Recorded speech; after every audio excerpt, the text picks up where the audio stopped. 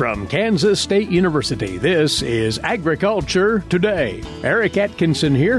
Here's what's ahead. K-State's Dan O'Brien awaits to remark on an extremely strong week for corn and grain sorghum exports, and on the prospects of that bolstering recently falling grain sorghum basis bids at our local elevators. That part of his weekly segment on the grain price trends. Also today, K-State's Sarah Lancaster to discuss concerns about herbicide availability to you farmers this spring and summer, what's at the root of that, and what adjustments or alternative weed control plans you might be thinking about right now in anticipation of possible local herbicide shortages. And later on, of course, K-State's Mary Knapp on Kansas agricultural weather. All right here on this Agriculture Today. A social distancing tip. Putting distance between yourself and others is critical to slowing the spread of coronavirus. So here are ways to stay in contact without the physical contact part. Call, send a text, set up a video conference, post on social media, dedicate a song on the radio. If you have symptoms of fever, dry cough, and shortness of breath, call your healthcare provider before going to their office. For more info, visit coronavirus.gov. Let's all do our part, because we're all #alone together. Brought to you by the Ad Council. It's our Friday edition of Agriculture Today, and thanks for being along with us once more. Checking in with his latest take on the grain markets is K-State Research and Extension grain market economist Dan O'Brien, Mike's side, once more right here in studio. Dan, we'll start with the most enthusing part of the market scene this week. That would be the rampant bullishness in corn and grain sorghum exports. Tell us about it. Well, and that translates to price also. When you see what's happened in the markets, it's related to that export business. We're having at least a short-term uptrend in corn futures. That's affected both sorghum and corn. After having hit kind of a trough low within the last 2 or 3 weeks in wheat, we're seeing a rally back on wheat, pretty strong movement to the higher side, and really we're sort of trading in a sideways manner in soybeans, which is sideways for soybeans right now is $14.15. That's okay. That's okay, but. These things they're relating somewhat to some overseas movement activity that's happening in terms of crop development in South America for second crop corn, the harvest for soybeans and down there, and anticipated export movement. So all these are in play. Of course, also, we had a grain sorghum export week of about 35 million bushels about a week ago.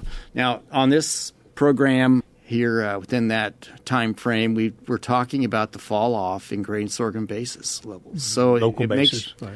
So we're wondering about the issues that the Kansas grain industry, grain sorghum handlers in particular, are living. So with all those shipments, is that if the basis is weakened, does that mean that was kind of a big one-shot deal, or do we come back again and see more exports coming? Regardless, that turned what had been a pretty docile, kind of sleepy actual shipment level for grain sorghum into tremendous excitement. And so can't help but be a positive. But when you look at yesterday's sorghum versus corn cash prices, in Colby, you've got sorghum at $5.92, corn $5.99. At Garden City, $6.10 sorghum, which is tremendous, but corn at $6.25. Salina, $5.70, sorghum, $5.80 per bushel, corn, $5.90 in Hutchinson as the top bid amongst cash markets in that area, $5.97 for corn. Topeka, $5.59 versus $5.80. Again, sorghum lower than corn. However, you get down to southeast Kansas, down to Columbus, and you look at these prices and you blink and you make sure you're reading it right. But at least what I read from market information is that the sorghum price is still $6.40. And that the corn price is $6.13. So generally when I think of what's happening in southeast Kansas, and particularly with the feed grains, well, gosh, a lot of that grain's going off to the southeast, to poultry and other livestock feed. But one thing to remember out of that area, it's not that far from the Port of Catoosa. Mm-hmm. You could load grain on a barge and get into the river system and head it on down the way from there also. So I need to dig in more and find out exactly what's going on. I suspect that still there's strong feed grain demand out of the southeast is probably a big issue, but you can't discount the the possibility of that other thing happening. You have to think that, again, with these exports so robust, that we will see those local grain sorghum prices be recharged. Well, it depends. I think when we still have purchases on out into the future that haven't been fulfilled yet. So, and of course, we're dealing with China as a buyer, and our sorghum market's very, very hinged to what happens in their domestic feed market. That's what needs to be watched, I guess. Again, I'm looking at these things from week to week, probably just repeating myself, but just interesting how for soybeans, basically you change a quarter of a cent, we have the same price as a week ago. But for wheat, we've jumped back up. We were down about 50 or so cents, and now off those lows, we've jumped back up to where, again, the May contract yesterday closed at 606. July contract, the harvest contract at 615. So pretty salty type of prices. And I would say, since we're talking about the cash side, you still have cash prices of wheat out in western Kansas, Colby and Garden City, and actually in Topeka also, the cash price of wheat at or below the on a per bushel basis, the price of corn out there. And also really across the state, the highest relationship between wheat and corn prices on a per pound basis, adjusting for the differential in the weights per bushel, is in Salina, and their wheat's 99% of corn, and out in Garden City, wheat's 87% of corn on a per pound basis. So that speaks loudly as far as wheat feeding, of course. Well, of the potential for wheat feeding, and we coming into that last quarterly stocks report at the end of March that was reported, showing what was going on supposedly on March 1st. It really didn't show that. But I guess we'll keep hammering on this tune until we find out if what the market seems to be saying is probably going on actually is shown by the USDA numbers to have occurred. And we'll be watching that. Yeah. This is our first chance to visit since the USDA put forth its latest global grain supply and demand report a week ago today.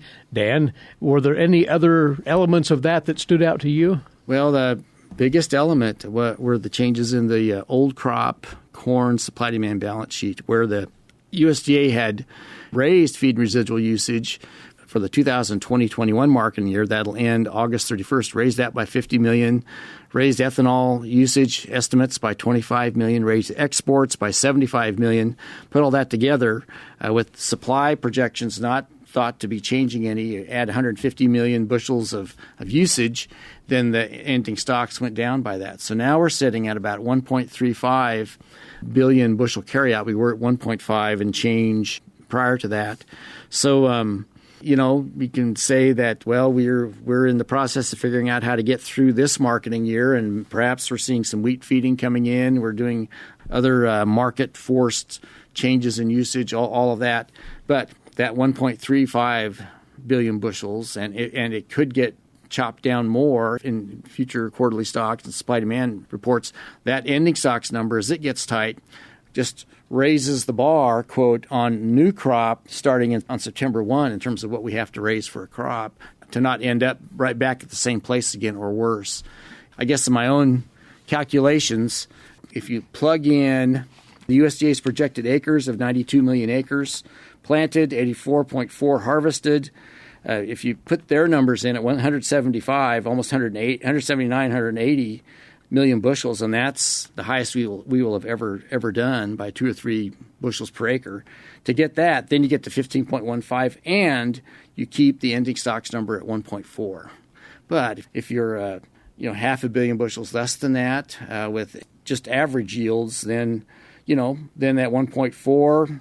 Well, it gets closer to 1.2, and you've got tight prices through the summer. And I think what we've got is a situation where we're just going to be, I see a direct correlation between the tightness of beginning stocks and how sensitive the markets are going to be to any threat to this year's crop. So dry conditions that we have kind of been bellwether, hopping back and forth on whether we're concerned about them or not, and particularly in the northern states up in the Dakotas and really western Kansas and those areas.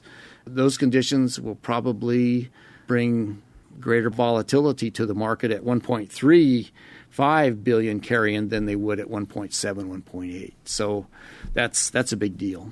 When you look at it in total, though, there is scant bearishness out there of a severe nature, it would seem, Dan. Yeah, I would say that if I can add in on the soybean and wheat numbers for the U.S., USDA did scale back their crush estimate and their seed residual estimate in order basically to offset the increase they had for exports. So the bullishness is on the export side, and that the bearishness is to figure out how when we hardly have any carry out at all that we're expecting, how do we adjust for what's happening on the exports? Well, we start shaving back our crush and seed use estimates for the future. Interesting, we're cutting back seed and residual use, but at these high prices, we're not going to use any less soybean seed next year. So you're crunching up, you're tightening up on where some of these things go. And the USDA made these changes, but really made just scant small changes in their price projections. So that, I guess, the proof will be in what happens in the next few months as to whether those price projections still hold or if they ought to be raised. And for wheat, some changes around the edges. The export numbers were unchanged, 985 million bushels overall. The USDA did lower the hard red winter wheat export figure by 5 million. And again, I'd suspect that probably increased feed use is crowding out some exports. But we shall see how that all goes. Bottom line is these grain markets continue to purr along in a healthy state and with no sign of that letting up to any dramatic degree. And we'd, of course, direct you producers to Dan's notes on the grain markets posted each week at the agmanager.info website for a comprehensive review of the factors that are influencing the markets. Dan, thanks for stopping by once more. Thanks, Eric. Take care. Dan O'Brien, grain market economist with K-State Research and Extension, and we'll be back with more for you shortly on Agriculture Today. When a thunderstorm approaches, follow these safety tips. Lightning, known as the underrated killer, usually strikes the tallest objects, so avoid standing beneath trees or other isolated tall objects. Take shelter in a sturdy building. Remember, if you're close enough to hear thunder, you're close enough to be struck by lightning. Help keep you and your family safe this severe weather season. For the National Weather Service, I'm Bill Curtis.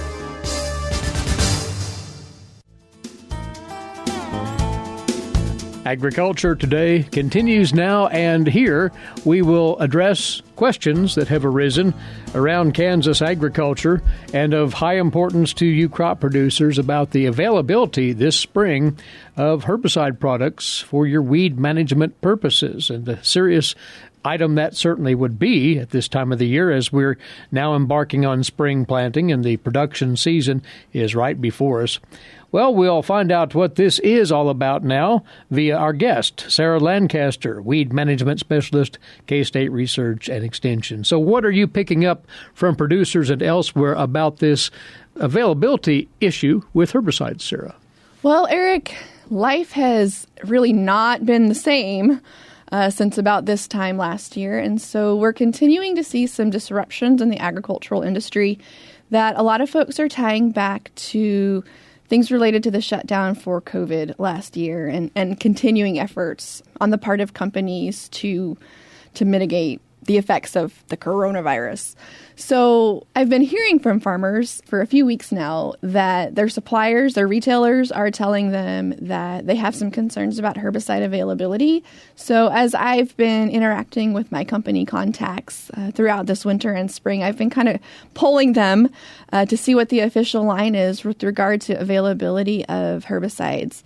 And, almost without fail, Eric, they have said that they have greater than normal concerns about the ability of folks to get what they want when they want it. And that's a blanket statement that might vary from product to product, but it's that worry about herbicides being at the ready for producers as well as other inputs, you say. Yes.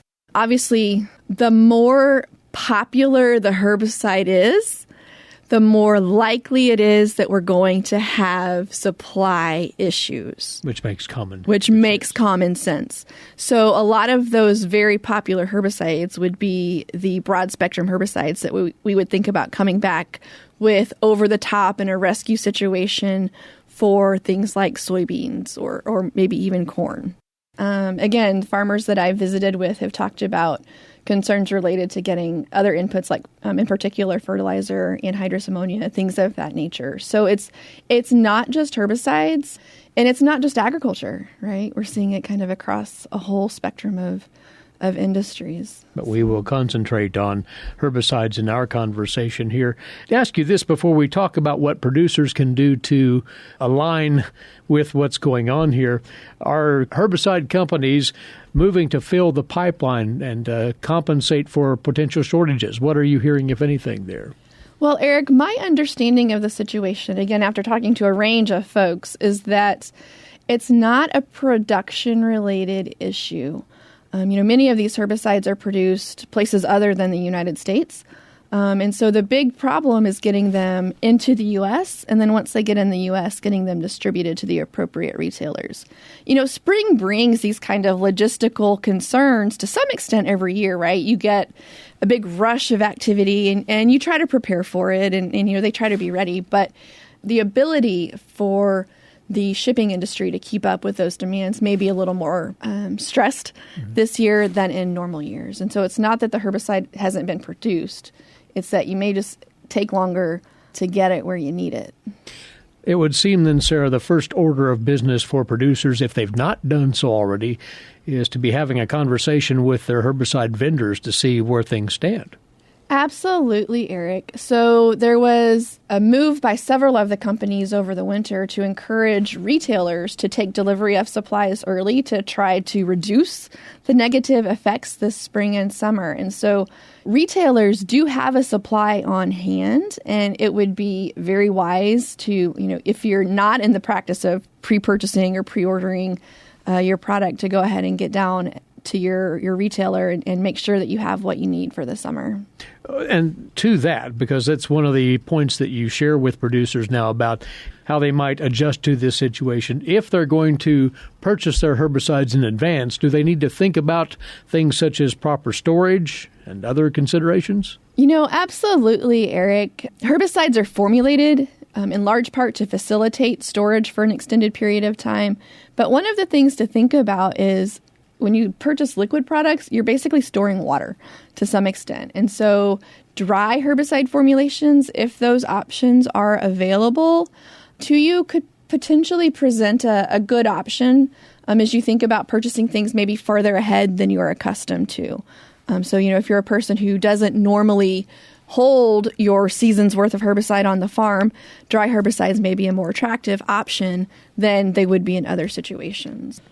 So what else can producers be doing in a proactive sense if, in fact, it's going to prove difficult to obtain the herbicides they need for their management in a timely fashion? Well, Eric, nobody wants to have to come in with an unplanned or, quote, rescue herbicide treatment. But this summer, it's probably going to be particularly important to make sure that you are doing everything absolutely possible to avoid being in that situation. So that being said, being proactive with your weed management strategies is going to be even more important than normal this summer. So, using a really solid residual program. When we have limited post-emergent options, those pre-emergent herbicides become so very important. And so, that's one of the best things you can do is to make sure that you're using a solid at-planting program, herbicide program with good residual herbicides, making sure that you're using multiple effective herbicide modes of action is going to be really important. For example, if you have a premix that normally has 2 herbicides in that premix that can work on a particular weed species, if for some reason one of those components, let's say you were making your own premix, one of those components becomes unavailable, you do still have a fallback plan there in the form of the second herbicide that can still control that weed. So you may not get 98% control, you may get 88% control, but you'll still at least have some activity on those problem weed species. Other things to think about would be just good agronomic practices, right? So we always worry a little bit about getting antsy here towards the end of April about planting corn and getting it in the ground. But it's going to be really important that we make sure that we're paying attention to agronomic practices that are going to let our crops get off to a good start, so that they're as competitive as possible to outcompete the weeds for the resources that are available. And then as we move later into the season, some things that folks will want to think about would be things like emphasizing that proper application time. Again, we're trying to do things to minimize the likelihood that we have to come back with a rescue application of something that we may not be able to acquire. So that proper application time is super important. You know, when we're talking about things like Palmer amaranth, there's a big difference in control between a 4-inch palmer and a 6-inch palmer. I know that folks do the best they can and those things grow fast, but just this emphasizes the importance of using those recommended weed management practices so we don't end up with a mess to clean up and we can't get the product to clean it up. Good ideas all. There may be an occasion, depending on the product, that there is a comparable product that will get the job done, whatever your weed issue might be. And so being familiar with those products that can interchange, if you will, would be helpful here in this situation, wouldn't it? Absolutely, Eric. We have entered an era of weed control, chemical weed control, where we generally have multiple products that have the same or similar active ingredients in them. So the actual weed killing component of that herbicide. Being familiar with the fine print on the label and knowing what those active ingredients are can be super important. So you might be looking for a particular premix and you might be able to find the individual components and make your own premix. You might be looking for an individual component and maybe you can find a premix that has that same component. So just lots of ways to get the product that we need that may not be what our plan A was. So having kind of a backup plan. And, you know, Eric, we talk a lot about the chemical weed control guide when we do extension weed management programs. And that can be a really good resource. As you look through the herbicide tables, we have alternate products listed in there. That will at least give folks a good start to have a conversation with their retailer about what they're looking for. If you don't have K-State's 2021 Chemical Weed Control Guide on hand, get a copy through your local extension office. You can also download that from the K-State Agronomy website. Part of this, of course, is going to get into the area of full efficiency in application of products, Sarah. So as producers get their spray equipment around, you would suggest that they pay close attention to its readiness, calibrating that sprayer. You know, Eric, that is absolutely right. When we talk about ensuring herbicide effectiveness, sprayer calibration is so very important. And just making sure that you know how much you're actually putting out when you go across that field. In addition to confirming the output of your sprayer, it's going to be important also to think about doing things like checking screens and looking for plugged tips and just making sure that that sprayer is field ready when you're ready to go. So now's a good time to do that. It's we're going to have another week or so of kind of cold weather and everybody wants to be busy doing something, but if you have the time now would be a good time to be making those final checks on your sprayer. Sarah, thanks. Important message. Appreciate your time. Thanks, Eric. Always good to come by. Weed Management Specialist Sarah Lancaster, K-State Research and Extension, with that word on this part of agriculture today. And we'll return with more for you after these moments away on the K-State Radio Network. Burning prairie grass is essential for Flint Hills ranchers. Following grazing and burning best practices can ensure that the prairie remains intact while not smoking out downwind neighbors. The Kansas Flint Hills Smoke Management Plan helps guide prescribed burning on prairie land. To learn more, visit www.ksfire.org. Again, that's www.ksfire.org. Coming to you from the campus of Kansas State University, this is Agriculture Today. Eric Atkinson here. And for you now, today's agricultural news headlines. These courtesy in part of DTN. USDA Secretary Tom Vilsack fielded several questions on climate change and coming policy plans from the Biden administration relative to agriculture as he testified on Capitol Hill on the fiscal year 22 budget plans for his agency. While the details of the major portion of the budget are yet to be released, Vilsack addressed questions on the proposed funding increase for what they're calling USDA climate hubs. Representative Jeff Fortenberry of Nebraska raised comments by Microsoft co-founder Bill Gates that consumers in rich countries, according to Gates, should be eating meat alternatives, something Fortenberry said would negatively impact his state and the cattle industry.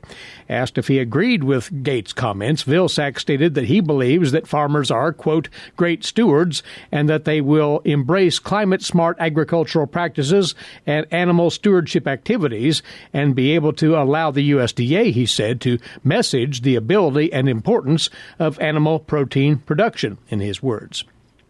Vilsack also said he did not favor borrowing certain technologies and expressed support for methane-reducing technologies, and the ability to capture methane from cattle could be, he said, important tools. But there was little fresh information offered on the administration's plans for a carbon bank or how they intend to create climate programs for crop producers.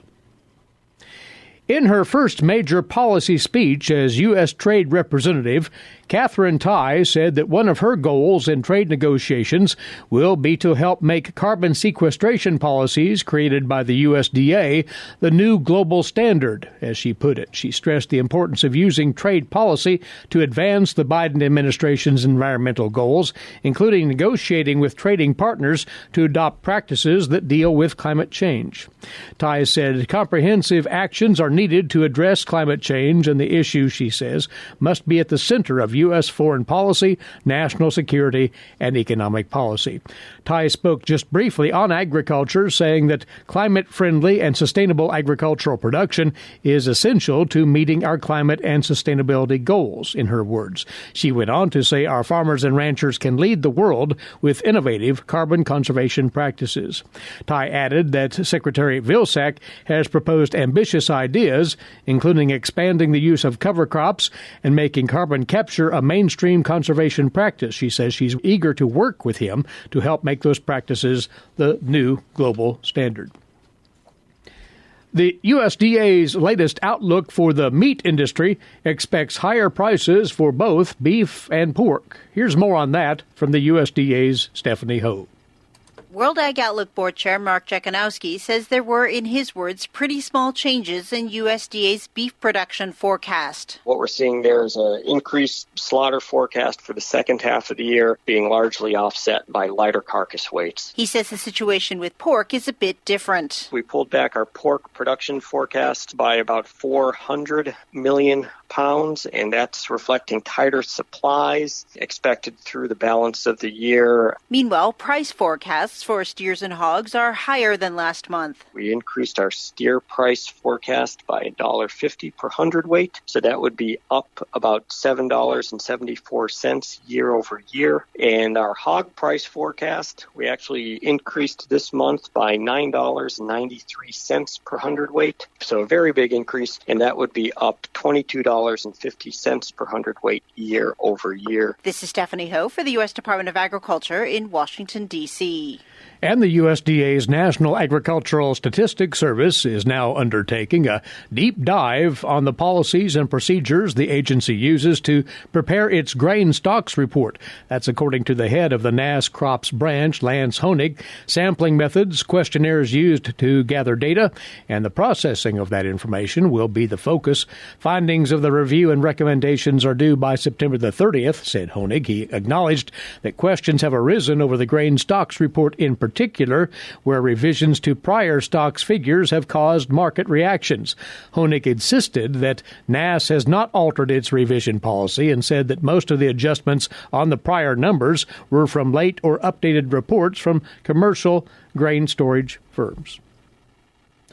Now it's on to this week's edition of the Kansas Wheat Scoop, and with that is Marcia Boswell. Marcia? The Kansas wheat crop is in relatively good shape for this time of year, but there are still a couple months until harvest, and a lot can change over that time. At the Kansas Association of Wheat Growers board meeting on April 8th, farmers from across the state reported that the condition of the wheat crop is variable, depending on planting date, and that most areas are finishing up with fertilizer applications. The earlier planted wheat is in good condition. K-State wheat production specialist Romulo Lolato said last fall in September, considerable precipitation allowed early planted wheat to emerge and have very good development during the fall. October to mid-November was very dry. COG President Justin Knopf said the late planted wheat has been slow to grow and has low tiller counts. According to the K-State March 2021 Ag Climate Update, March was much wetter than normal, ranking as the 5th wettest March since 1895. This resulted in improving drought conditions across the state. The moisture, coupled with warmer temperatures, greatly aided winter wheat development. According to Lolato, this moisture really helped the crop recover from any potential injury it suffered over the winter, helped put fertilizer into the root zone, and is used efficiently by the crop for stem elongation. He said from now until heading is when the crop needs the largest amount of water. While the wheat crop is in overall good condition, there are some instances of disease pressure starting to show up. With the dry conditions last fall, a lot of volunteer wheat didn't get controlled. Instances of wheat streak mosaic virus are showing up in some unconventional locations, including central Kansas. Kelsey Anderson-Onofre, plant pathologist with Kansas State University, said we are seeing a higher number of wheat streak mosaic samples than what we typically see this time of year. Wheat streak mosaic is showing up early this year in western, west central, and central counties. We're really keeping an eye on that right now. The Wheat Quality Council will host its annual Hard Winter Wheat Tour this year on May 17th through the 20th. Crop Scouts will be evaluating the wheat and calculating potential yields using the NASS formula for this year. Sign up for updates from the tour and harvest reports on our website at kswheat.com/harvest. For Kansas Wheat, I'm Marcia Boswell. Thanks, Marcia. Next up, K-State's Mary Knapp on Kansas agricultural weather. This is Agriculture Today. Social distancing slows the spread of coronavirus, so if you have a fever, dry cough, and shortness of breath, call your healthcare provider before going in. More info at coronavirus.gov. Let's all do our part, because we're all #AloneTogether. Brought to you by the Ad Council. Finishing out this Agriculture Today, we'll glance once more to the Kansas agricultural weather scene and find out the latest on the outlook from K-State Research and Extension climatologist Mary Knapp. And behold, Mary, here we are on the 16th of April, and we have snow in Kansas. Right, and that is not unprecedented. We've had snow in April in Kansas many times, and we've actually had snow into May. We'd just as soon call an end to our winter weather, but there is some moisture with that snow, and that is welcome. When we look at the rainfall that we had over the last week, ending on Tuesday, most of it was concentrated in the northeastern quadrant of the state. So north central, northeast, central, and east central were areas that had above average rainfall for the period. That also extended down into the southeast area of the state. But when you get into the western regions, they've gotten a stretch now. We're looking at 20-plus days where they've had 1/10 of an inch or less. So they could really use some moisture with that. And fortunately, the QPF, or the quantitative precip forecast, is calling for fairly good rains across the entire state. And we're looking at between 3/4 of an inch and maybe as much as 2 inches in parts of the central areas of the state. From the system that's moving through today. From the system that's moving through today, that's looking at the 1 to 3 day cumulative precipitation, which would be through Sunday's event, because we'll get something today and it'll linger a little bit. Most of the weekend is expected to be dry, and then there's another round coming in midweek next week. Any change in the drought monitor this week? No, the drought monitor stayed stable. Again, the area with the greatest departure from average precip was in the west, and they were also the area that was on the cooler side. We'll see how well it fares with the systems coming through before our next monitor is released on next Tuesday, because if this system today doesn't deliver, we'll certainly see some deterioration out in that area. We've got the wheat that's actively growing now, and that's increasing the demand on it, and we really need to keep these systems rolling through and bringing some moisture with them. We'll get into that extended forecast in a second here. It's distinctively cooler around and has been for the last couple of days. Right, and it started out in the western parts of the state with last week's temperatures. If we again look at that period ending on Tuesday, the three western divisions were running cooler than normal. The southwest was fairly close to normal. It was only 1/10 of a degree cooler than normal, but again, it was on the cool side. Warmed up a little bit as you got into the central divisions, and the eastern divisions had the warmest departures, and most of those were fairly close to normal. We're looking at a degree and a half. The exception being the southeast, where they were approaching 5 degrees warmer than average. The soil temperatures, then, how are they reading? Are they remaining stable, or did they cool down a tad? They cooled down a little bit. We're seeing, the cooler temperatures today and yesterday, but we're still looking at a 7-day average in the mid-50s in the southern parts of the state, low 50s to upper 40s in the northwest and north central parts of the state. So, again, not too much change in there. Certainly not as much as we might have expected with the colder air temperatures. So we'll take that. Producers are eager to get their seed in the ground and get that up and going fairly quickly, and so those warmer soil temperatures would be important. And you bring up the wheat crop. Wheat likes what we've got going on weather-wise right now for the most part. For the most part, yes. The temperatures have been a little bit on the cool side, again, as I said, out west, but wheat likes the mid-60s for highs and the upper 20s, low 30s for the lows. That doesn't hurt the wheat at all. We are expecting some really cold air to come in midweek, where we might see freezing temperatures even into the eastern divisions. But fortunately, because of the cool temperatures in February, the wheat is not quite as far advanced as it has been in other years in mid-April. So it's less vulnerable to those low temperatures. And we're not talking teens, we're talking upper 20s for the lows, which will not be as much of a concern. The area that would be at greatest risk would be in the southeast, again, where they've had persistently warmer temperatures. And the moisture outlook, like you said, we'll see a possibility of a return of moisture this week. But from there, anything? Well, when we look at the 6 to 10 and the 8 to 14 day, the cooler air is expected to hold on, but the moisture is expected to be less than normal. That doesn't mean it'll be completely dry, but at this time of the year, we're getting to the point in the eastern parts of the state where we would expect 1/10 to 12/100ths of an inch a day, and that adds up quickly to what we need for a weekly total. Still not quite that high out west, but we're looking at 5/100ths to maybe 7/100ths of an inch a day. And again, a week's worth of that, you need to have 1/2 inch or more of rain to stay at that normal level.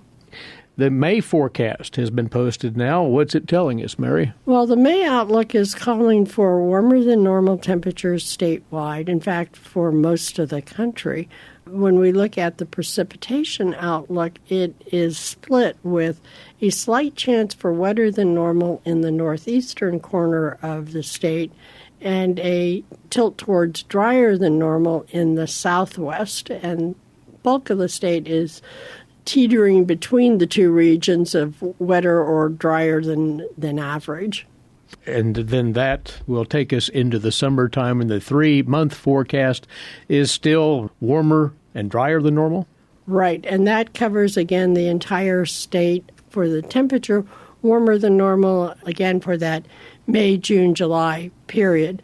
On the precipitation, there's a slight tilt for drier than normal across most of the state, with a stronger corner of drier than normal in the northwest. So we'll have to see how that develops. All right, then.